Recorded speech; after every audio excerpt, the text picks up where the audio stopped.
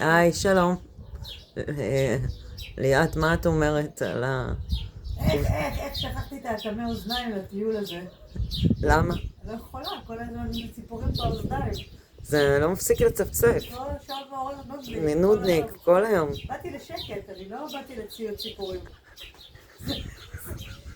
די! זה לא מפסיק. אני רוצה, מי אותם האנשים שאומרים, אני רוצה להתעורר בבוקר לציוד ציפורים? מי אתם? זה לא כיף. זה פשוט לא כיף. זה חופר. זה חופר, זה כואב לי. יש לך, אני חייבת אטמי אוזניים. מה אם את לא רוצה איזה כדור?